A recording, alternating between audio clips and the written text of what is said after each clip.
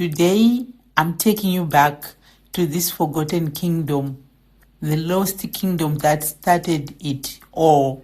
Stick around, because by the end of this video, you will see why everything we love about Great Zimbabwe actually began here.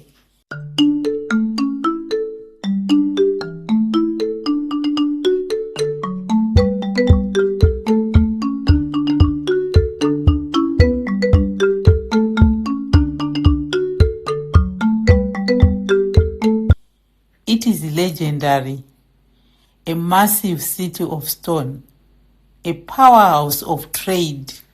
For decades, history books have told us that this breathtaking city was the absolute beginning of complex civilization in Southern Africa, the origin story of an empire. Most people think Great Zimbabwe was the beginning, but was it?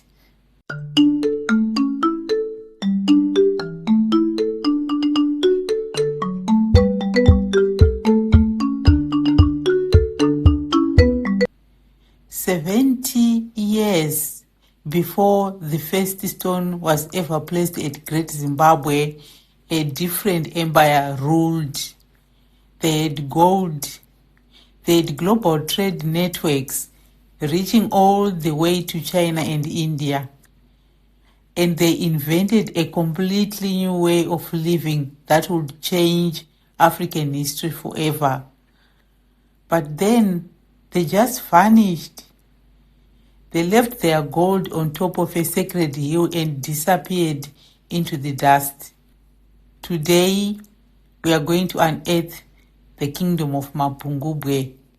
We are going to find out how they became incredibly powerful, why they suddenly vanished, and how their mysterious disappearance accidentally created the greatest empire Southern Africa had ever seen.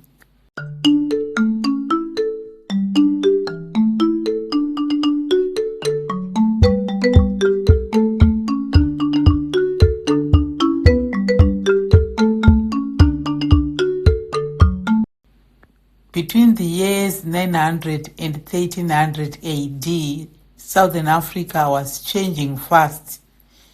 People were farming millet and sorghum, herding cattle, and discovering rich gold deposits on the plateau.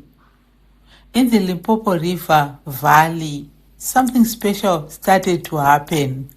Small villages grew into bigger settlements. Trade routes opened to the east coast, and one place became the center of it all, Mapungubwe. Mapungubwe was not just another village. It was the first real kingdom in Southern Africa, the place where leaders began to separate themselves from ordinary people, where wealth from gold and trade created clear classes, the rich rulers on top, common farmers and herders below. Many archaeologists now believe Mapungubwe was the direct predecessor of Great Zimbabwe. The ideas, the trade networks, and even some of the people who later built the Great Stone City came from here. But before we talk about its fall, let's first understand where this kingdom was and why it became so powerful.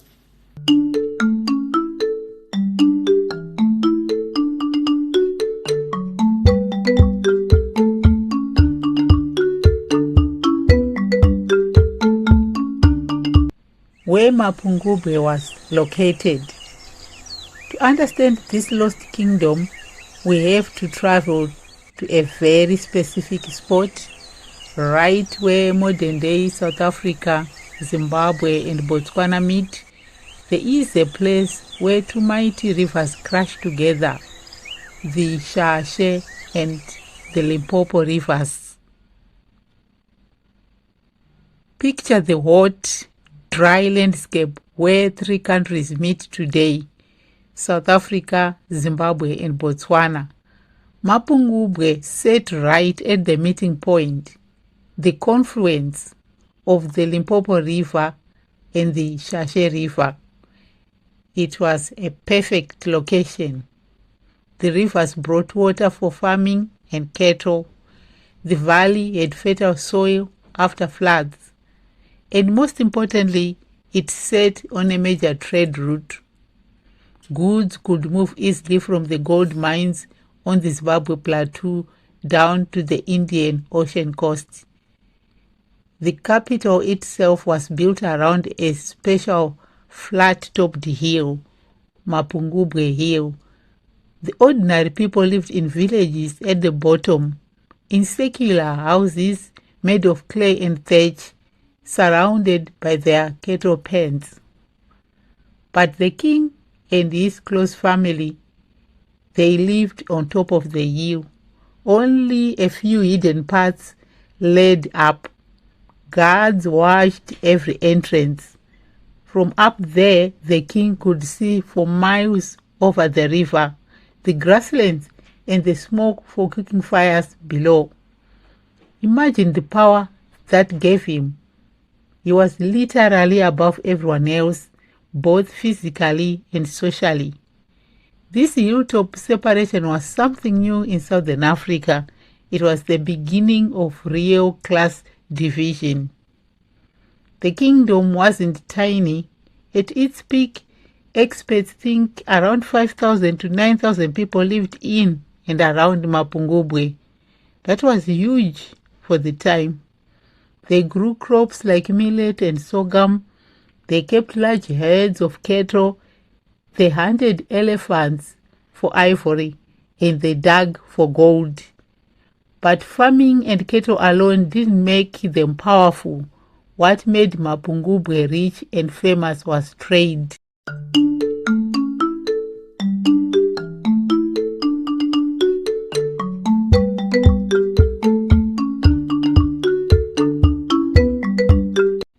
The power of Mapungubwe, gold, kings, and classes. So, how did Mapungubwe get so rich? And why does this specific kingdom matter so much to the story of humanity? To understand their power, you have to understand how people lived before them. For thousands of years in Southern Africa, communities were mostly equal. The village chief lived right next to everyone else. He walked the same dirt paths. He saw the same people. But at Mapungubwe, something dramatic happened. Someone had a revolutionary and controversial idea. The king, his family, and his royal guards moved to the very top of the massive hill.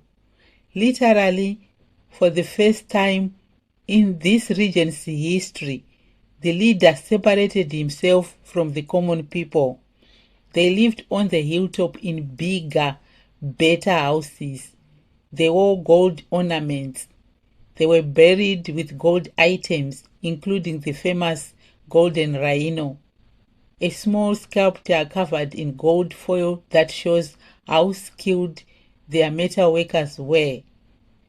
Only special people, mostly men of the high status, were allowed to work with gold and copper. These metals were not just beautiful. They symbolized power, wealth, and even fertility. Below the king were senior chiefs and headmen who helped control different parts of the kingdom. The ordinary farmers, workers, and soldiers stayed down in the valley. At the very bottom were servants or people with less status, the common people, farmers, herders, craftsmen, and traders. They lived at the bottom of the hill in their villages. They paid tribute, gifts, or taxes to the king in the form of cattle, grain, or gold.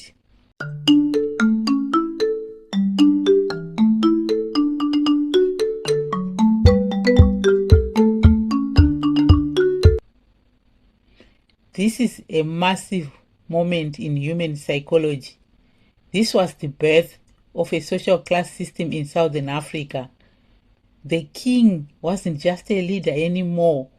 He was practically a god. You couldn't just walk up and talk to him. He was hidden away in the clouds. If you wanted to speak to him, you had to shout up a hidden staircase, and a messenger would shout back down. And from up on that hill, the king controlled the greatest trade network the region had ever seen. The people of Mapungubwe weren't isolated, they were global players. They hunted elephants for ivory, they mined in the earth for gold, and they traded these precious items with Arab and Swahili merchants sailing down the eastern African coast. In exchange for their gold and ivory, the kings of Mapungubwe received glass beads from India and beautifully painted porcelain plates from China. Think about that. In the 1200s, hundreds of miles inland in the African bush, a king was eating off a plate made in the Song dynasty of China. Mapungubwe was a powerhouse. At its peak, around 5,000 people lived in the valley below. It was a bustling, noisy, wealthy capital. This separation wasn't just about money, it was spiritual too. The king was seen as sacred, almost like a link between the ancestors, the land, and the people. His power came from controlling rain-making rituals and the flow of wealth. This idea of sacred leadership, a king who is both political ruler and spiritual figure, was brand new here, and it would later become a key part of Great Zimbabwe's culture. Think about the tension this created. Ordinary people worked hard, herded cattle, farmed the land, and dug gold. But the best things, the gold ornaments, the imported beads, the power went to those living on the hill.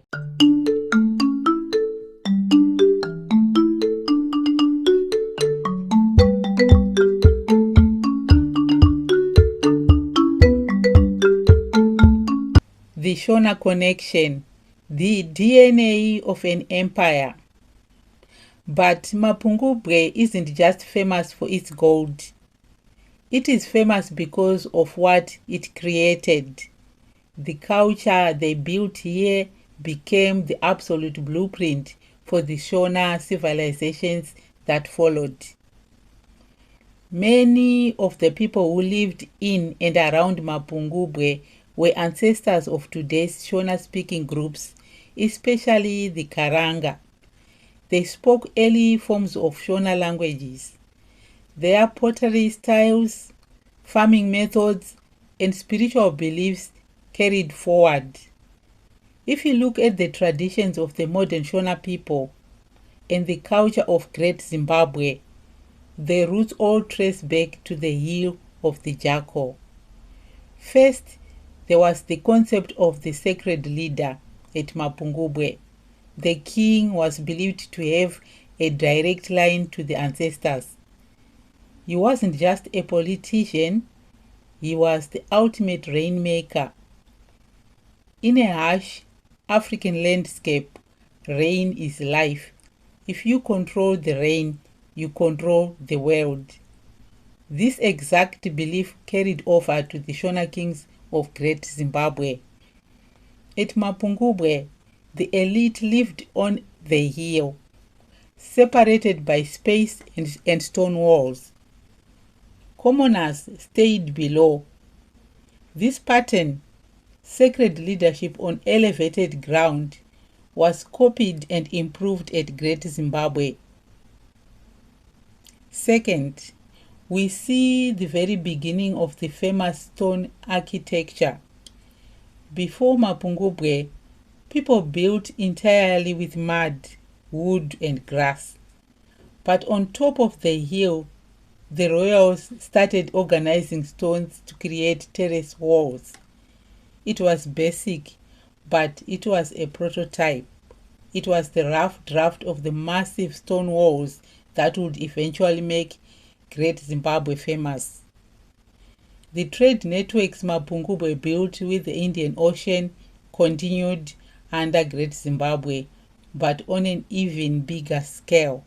Some archaeologists believe that when Mapungubwe declined, some of its people, leaders, or ideas moved north. They helped spark the rapid growth of Great Zimbabwe around 1300 AD. In simple terms, Mapungubwe was like the older brother who showed the way. Great Zimbabwe was the younger sibling who took those lessons, got access to more gold, and built something even more spectacular with massive stone walls. The golden rhino of Mapungubwe and the stone birds of Great Zimbabwe both speak of the same cultural world, a world where leaders used wealth, art, and spirituality to hold power. They had the gold, they had the trade, they had a region that gave the king absolute power. Mapungubwe was untouchable. They were living in a golden age, but then the golden age shattered.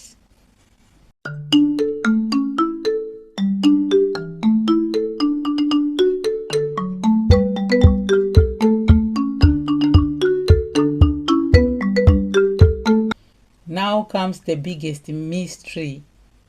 Why did this powerful kingdom suddenly lose everything? Mapungubwe didn't get conquered by an enemy army. There are no signs of big battles or destruction.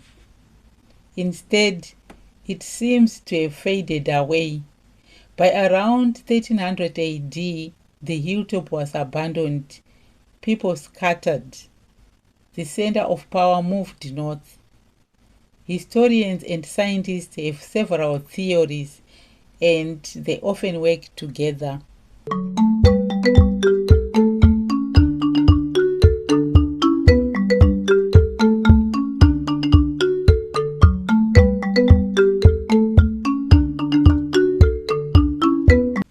For a while, things worked at Mapungubwe.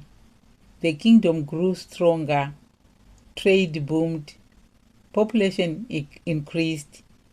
Mapungubwe became the most important center in southern Africa.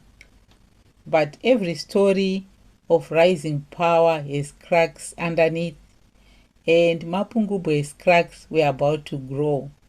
Around the year 1290 AD, everything went wrong, and it happened fast. For almost 100 years, Mapungubwe thrived because the climate was perfect. It was a period historians call the medieval warm epoch. It was unusually wet, which meant farming was easy. But the climate is a cruel master. By the late 1200s, the climate shifted dramatically. The rain stopped falling. The Little Ice Age was beginning to affect global weather patterns. The Limpopo Valley, once a green paradise, turned into a dry, dusty bowl. The crops failed. The cattle began to starve. Now remember what we said about the king. His entire power rested on one belief: he was the rainmaker. He communicated with the ancestors to keep the land fertile. So what happens to a god king when the rain stops? Tension in the valley must have been terrifying. The people at the bottom of the hill were starving. They were looking up at the king, begging him to fix it. The king was performing rituals, sacrificing animals, doing everything he could. But the skies stayed blue, no rain. The king's magic was broken. The social contract was destroyed. Faced with starvation and a total collapse of faith in their leader, the people of Mapungubwe did the only thing they could do. They packed up and left. It wasn't a violent war. It wasn't an invasion.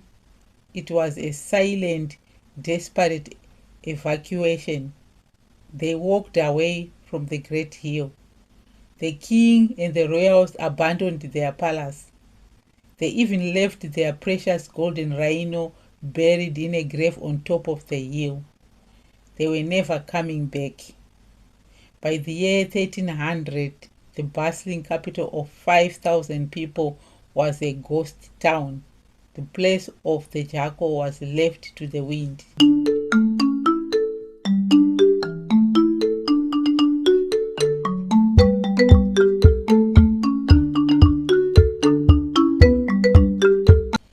The ending, the seeds of greatness. But the story of Mapungubwe doesn't end in the dust. You see, the people didn't just die out. They migrated. They moved north, following the rain, looking for better grazing land and new trade routes. And as they moved, they carried their ideas with them. They carried the idea of a sacred king. They carried the knowledge of a global trade. They carried the blueprint for building with stone. They eventually settled in a new, wetter, more perfect location, and using everything they had learned from the failures and successes of Mapungubwe, they didn't just build a new village, they built a masterpiece. They built Great Zimbabwe. Mapungubwe had to fall so that Great Zimbabwe could rise. It was the rough draft, the testing ground, the lost kingdom that quietly gave birth to an absolute legend. But what if everything we credit to Great Zimbabwe actually started here? The class system, the sacred kingship, the control of gold trade, the idea of separating rulers on elevated special places. Mapungubwe was the laboratory where these ideas were first tested. Great Zimbabwe took them, scaled them up with better gold access and stronger stone architecture, and created one of Africa's most famous wonders. In our next video, we will compare the two kingdoms directly, their similarities, their differences, and why one faded while the other shone brighter for a time. But for now, remember this: Southern Africa had advanced, complex societies long before outsiders arrived. Mapungubwe proves that greatness didn't begin with Great Zimbabwe. It began earlier, on a flat-topped hill by two rivers, where a kingdom rose, traded with the world, and then mysteriously vanished, leaving its golden secrets for us to discover.